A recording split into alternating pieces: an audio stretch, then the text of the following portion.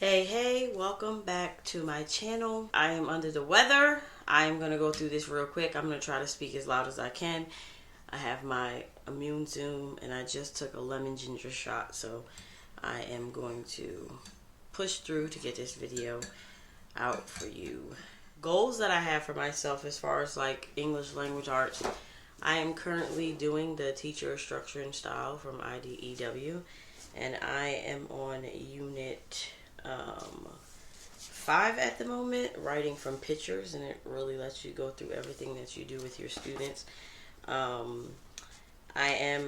do want to finish this before school starts, so next week I will probably be trumping it back out.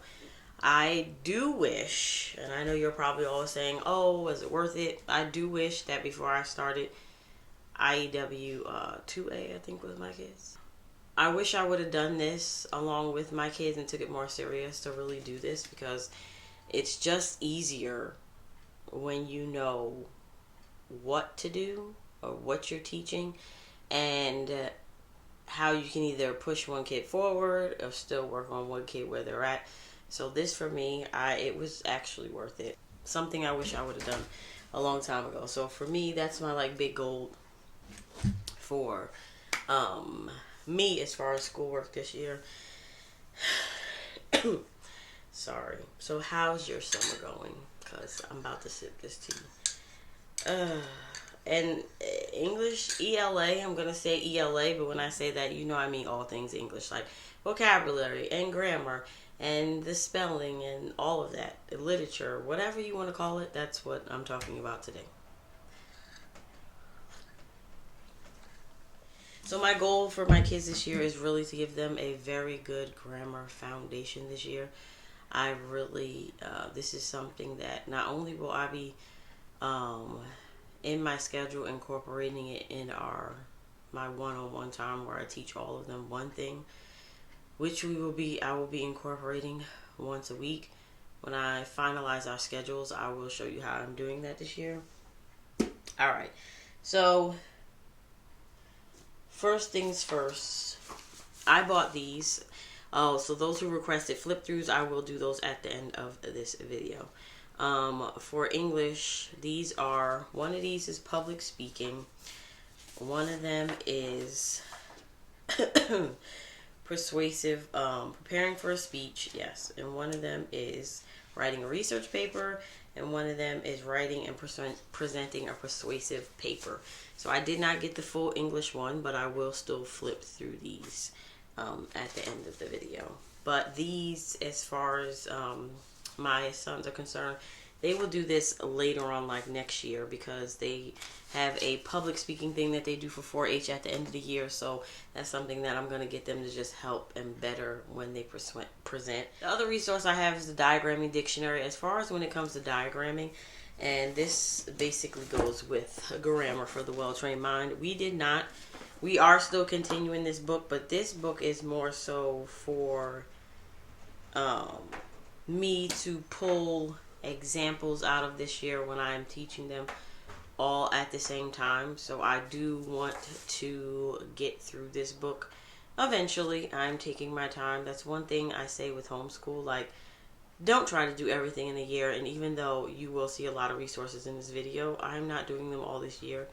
I'm definitely incorporating something this year, especially with our loop schedule, that I'm like, why can't my loop schedule just be like 2 years? So yeah, I'm just gonna put our priorities on our list of looping, and then as time goes on and we finish one thing, I'll just add in something else. So that's what it's going to look like, versus trying to make it a part of our everyday, which doesn't really work for us. So yeah, this grammar, we probably got it up to lesson, let me see, we got up to about lesson 40 last year. I wanted to do half the book last year, so you see we got up to here, and this is the rest of the book. So my 6th grader will be doing this year. So as I'm going through this with him, and then when I have individual, or not individual, when I have like a classroom moment, if that's what you want to call it, when I'm teaching all of them at the same time, I will incorporate this into it. Because my older ones, for my 9th and 10th grader, they will be doing Fix-It Grammar. They will probably get through this, and if not, another level. So if we finish this, I'll just order level 5 this year for them to do. My purpose for doing this was because Grammar for the Well-Trained Mind is nice, but they don't have the rewriting component, which I feel like is important when you have to incorporate like your punctuation and all of that. I feel like that's a very good thing to do. So I just wanted to go back to this because we did use 3 and I did like it. So they're almost getting like a double grammar this year. When you see a lot of this stuff, they're going to be doubling.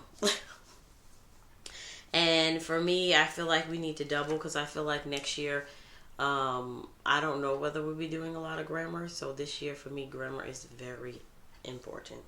So my 6th grader, he's just doing Grammar for the Well-Trained Mind. American Literature and Composition will be my 9th grader.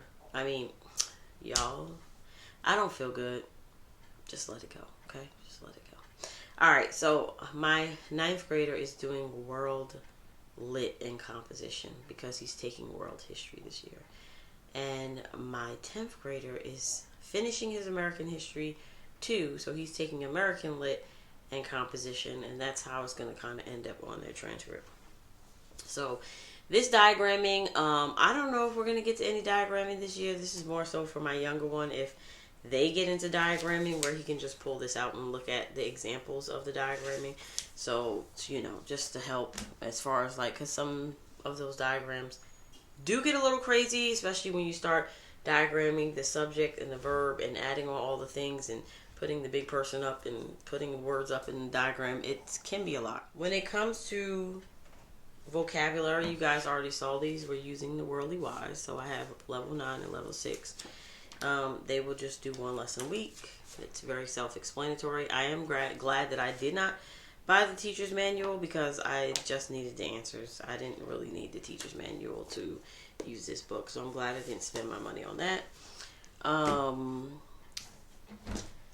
So reading and writing, which are the final components. Oh, so also for Worldly Wise, their words that they have for the week that come like this, I will be also using these to test them as a spelling. So that. And I won't do it every week. I will kind of just like look at the words and debate whether I feel like you would struggle with spelling this word and you need to do it a little bit more.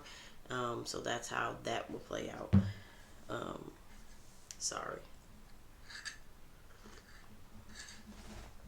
All right.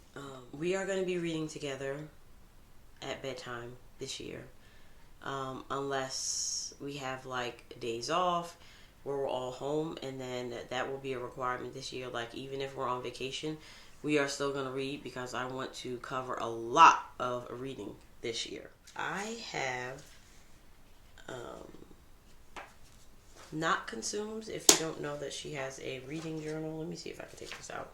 But basically you get a nice book list with it, and then it has journals, and it breaks it down into small chunks every day that you can use.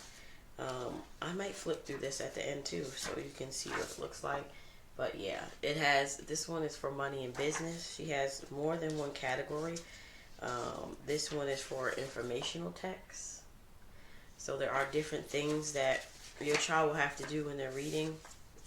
I have this for the high school level, and then I also have this for middle school, and I have it for kindergarten through 5th grade, but I don't have that printed out at the moment. So this comes with a fiction journal and a nonfiction journal. We will do one of these, like a quick one. This covers, I believe, 8 books. And then from books that they're reading or their independent reads, so that adds on to like their literature, which is not related to American or world history, but that's when I will either use guides from like Seven Sisters or like something easy that can go with their book for a certain subject, where I will incorporate that into their reading. So even in the not feeling well and all that stuff is something that I have become content with as you go along with these videos and you see the stuff that I'm incorporating this year, and that even my kids, we already had the conversation, like, you have your core subjects, but we also have stuff like language and all that going on. So it will be a nice hefty year, and we will get the work done. Our theme this year is This is the Way. If you haven't seen Mandalorian, that has been our most favorite family show, and so I'm going to actually put a sign in our room that says This is the Way. Our biggest goals for me and my husband this year is, read, speak, write, and think well. That is like a big thing, and that might be what we continue on, to just keep it that way, because at the end of the day, that will get you where you need to go in life, whether you're an entrepreneur, or whether you want to be a CEO, or whether you want to go in real estate, or whether, like, it's crazy. My husband was taking a real estate, he's taking a real estate class now, and the fact that they had to do, the lady was doing the math to find out, like, how much their taxes were, and I was like, see, math is used for everything. So yeah, so these are our reading journals. Maybe I'll do a separate video with the reading journal, so I could do, like, side by side of, like, all of the grades, so you can see the difference between the reading journals. And of course, guys, my goal this year is to be way better with sharing all the things that I have purchased, so you can make better choices for your own homeschool, whether it's even worth it to spend on it, in the first place. And then for my 6th grader, his is in here too, which I will show you a page of his.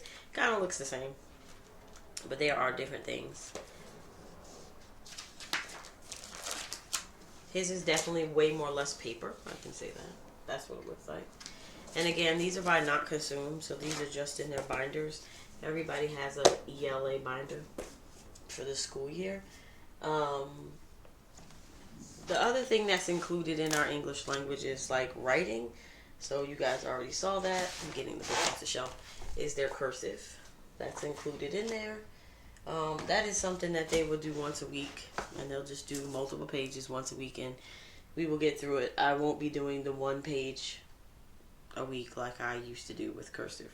No.